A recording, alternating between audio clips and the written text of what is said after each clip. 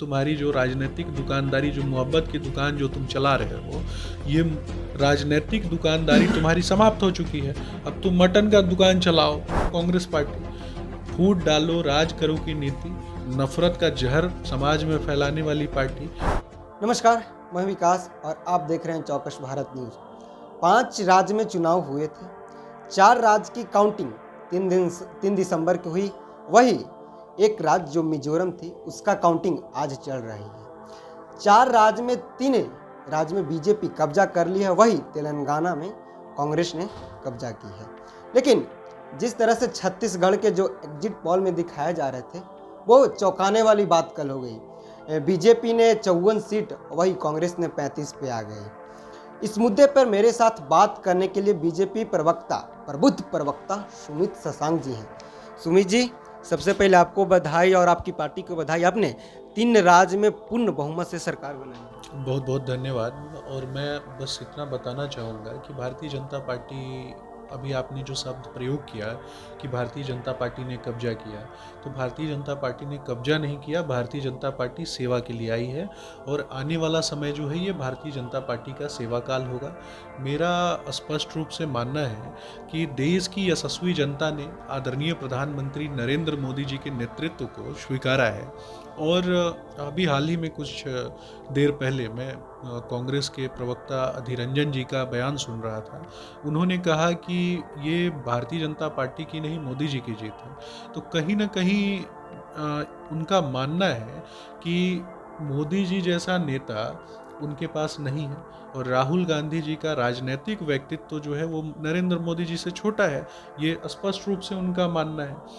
मेरा मानना है कि भारतीय जनता पार्टी का प्रत्येक कार्यकर्ता, ये भारतीय जनता पार्टी के संस्कार ही हैं।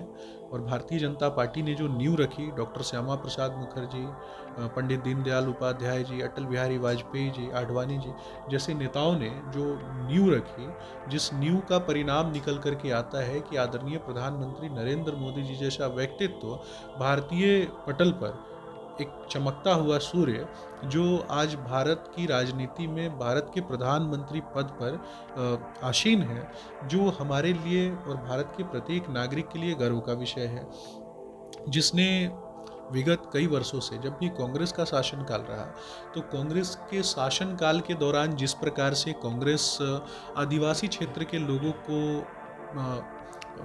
की उपेक्षा कर रही थी, उन उपेक्षितों के लिए, शोषितों के लिए, वंचितों के लिए अगर किसी ने कार्य किया तो वो देश की यशस्वी प्रधानमंत्री नरेंद्र मोदी जी ने कार्य किया। अभी मिजोरम में काउंटिंग चल रही है, क्या लग रहा है बीजेपी सत्ता में आएगी?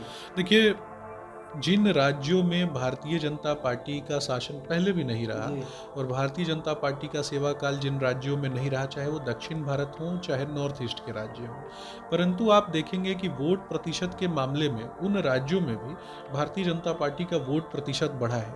ये कहीं ना कहीं वैश्विक प्रतिबद्धता जो आदरणीय प्रधानमंत्री नरेंद्र मोदी जी ने वसुधैव कुटुंबकम की नीति पर चलते हुए संपूर्ण विश्व को अपना कहा, अपने भारत में जो राज्य हैं उन राज्यों के नागरिकों को जिस प्रकार से संभाला और उनकी विविधताओं को जिस प्रकार से आगे बढ़ाने का प्रयास किया, इसी का तो परिणाम निकल करके आता है। अच्छा, एक शब्द फिर से ट्रेंडिंग पे है, पनौती। असली पनौती कौन?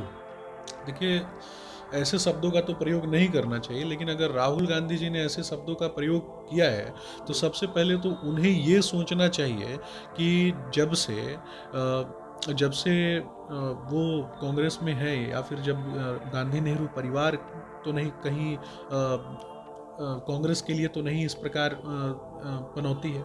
ये भी तो हो सकता है ना जी जी। कि एक से बढ़कर एक प्रबुद्ध जो नेता है वो भी आज चरण वंदना करते हैं उनके परिवार की, गांधी नेहरू परिवार की चरण वंदना करते हैं। जो गांधी नेहरू परिवार की चरण वंदना नहीं करते हैं उन्हें पार्टी से निकाल दिया जाता है। तो इस प्रकार के लोगों से भरी पड़ी है कांग्रेस पार्टी।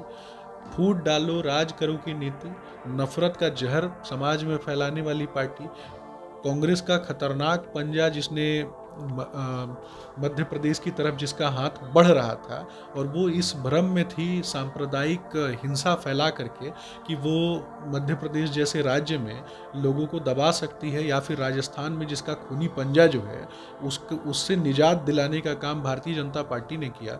ये भी देखने की बात है। कन्हैया लाल को न्याय मिलेगा उनके परिवार को? देखिए, मैं ये बता रहा हूँ, ये सिर्फ बात एक कन्हैया लाल की नहीं है, बात सनातन संस्कृति, सनातन मान्यताओं को मानने वाले प्रत्येक व्यक्ति की है। मेरा स्पष्ट रूप से मानना है कि जहां भी कांग्रेस का शासनकाल रहा, कांग्रेस ने जानबूझकर इस देश की सबसे बड़ी आबादी, सनातन संस्कृति, सनातन मान्यताओं में जो भारतवर्ष बंधा हुआ है, उस सनातन संस्कृति को चोट पहुंचाने का क्रमिक तरीके से इंडी अलायंस के लोगों ने काम किया, खास करके कांग्रेस के लोगों ने किया, ताकि सांप्रदायिक सौहार्द जो है वो इस देश में न रहे। फूट डालो राज करो की नीति का अनुसरण करते हुए सिर्फ इस्लामिक तुष्टीकरण के लिए कांग्रेस जो है वो कार्य करती है। सुमित जी, इस चुनाव के नतीजे के बाद देखा जा रहा है कि जो ईवीएम का मामला हमेशा आता था वो शांत पड़ा हुआ है। क्या कांग्रेस ईवीएम के जो राग अपनाती थी वो याद उनको भूल गई है, या सदमे में चले गए हैं बीजेपी के जीत के? देखिए, शायद आपने न्यूज़ चैनलों के माध्यम से जानकारी एकत्रित नहीं की होगी। अभी हाल ही में कांग्रेस के जो अन्य नेता हैं उन्होंने प्रदर्शन किया था कि ईवीएम में खराबी है, तो कहीं ना बड़े कहीं नेता को बात करें जब कभी भी कांग्रेस बड़े स्तर पर हारती है और मुंह के खाने जब गिरती है कांग्रेस, और राहुल गांधी को बचाना होता है, तो कांग्रेस इसी प्रकार का राग अलापती है। क्योंकि उनके जो फेल्योर नेता हैं, जिनको लालू जी अभी हाल ही में मटन बनाना सिखा रहे थे और सांकेतिक रूप से ये बता रहे थे कि तुम्हारी जो राजनीतिक दुकानदारी, जो मोहब्बत की दुकान जो तुम चला रहे हो, ये राजनीतिक दुकानदारी तुम्हारी समाप्त हो चुकी है, अब तुम मटन का दुकान चलाओ, अब तुम नॉनवेज का दुकान चलाओ। तो ये लालू जी ने सांकेतिक रूप से उन्हें बता दिया कि उनकी दुकानदारी जो है मटन और चिकन पर जाकर के समाप्त हो जाएगी। आपसे आखिरी सवाल, जेडीयू का भी 9 कैंडिडेट फील्ड में थे, इसमें 9 में से 9 का जमानत जब्त हो गया। वोट प्रतिशत की अगर बात करें तो 0.02% जेडीयू की झोली में गया है। अगर नोटा की बात करें तो 1% नोटा में गया है। यानी कि जितने 9 जो उम्मीदवार उनके थे जेडीयू के, उनसे हर उम्मीदवार से ज़्यादा नोटा में वोट गया है। क्या नीतीश कुमार को फजीहत देखने को सामने करना पड़ा? देखिए, फजीहत शब्द जो है ना, ये कम पड़ जाएगा। कई बार क्या होता है ना कि बेइज्जती जो है वो, अगर बेइज्जती खुद पे शर्मा जाए अगर इस प्रकार की बातें सुन ले तो, फजीहत खुद पे शर्मा जाए अगर इस प्रकार की बातें सुन ले तो ये फजीहत से भी बढ़ के ज़्यादा फजीहत है। वो तो अंतर्राष्ट्रीय नेता बनने के लिए निकले हुए हैं और मेरी शुभकामनाएं हैं, लेकिन मेरा मानना है कि बिहार उनसे निजात चाहता है। बिहार को इस प्रकार के लोग जो भुलक्कड़ नेता हैं और इस प्रकार से जो कमेंट्री करते हैं महिलाओं के खिलाफ, तो इस प्रकार के नेता जो हैं उनका लोग अब मजा ही ले रहा है, इससे ज़्यादा तो कुछ है नहीं। 2024 का राह आसान हो गया?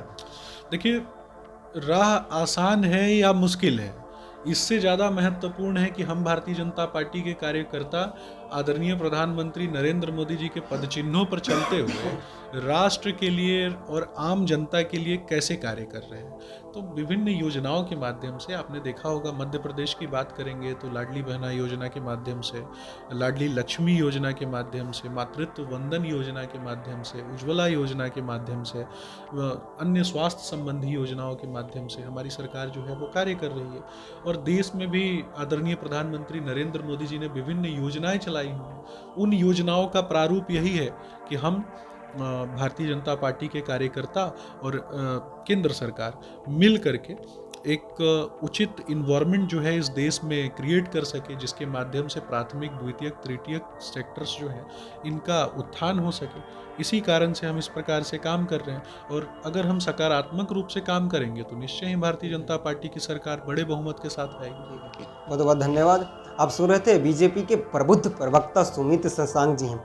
इन्होंने साफ तौर पे कहा कि ये बीजेपी की जीत नहीं है, ये जनता की जीत है। जो नरेंद्र मोदी का प्यार जनता के लिए है या जनता का प्यार नरेंद्र मोदी के लिए, दूसरे का प्यार झलका है। जितने भी हमारे राज्य में जो वादे किए गए थे वो ज़मीनी स्तर पे काम होती है, उसी का जीत है। इन्होंने एक तरह साफ कहा कि राहुल गांधी मोहब्बत की दुकान खोलने गए थे। हालांकि लालू प्रसाद यादव ने उन्हें मटन की दुकान खुलवा कर छोड़ दी है। लेकिन कुछ दिन पहले वीडियो वायरल हुआ था कि जब मुंबई में मीटिंग के बाद लालू यादव और राहुल गांधी एक दूसरे को मटन बनाते हुए दिख रहे थे। उसी में जब हमने कहा कि क्या ईवीएम अब सही है, हर चुनाव के बाद ईवीएम का राग कांग्रेस की ओर से अलापा जा रहा था। लेकिन इन्होंने कहा कि हमें ये राहुल गांधी खुद को शर्मसार करने की कोशिश करते हैं ऐसे ऐसे बयान देके। लेकिन एक बार फिर से पनौती शब्द ट्रेंडिंग में है।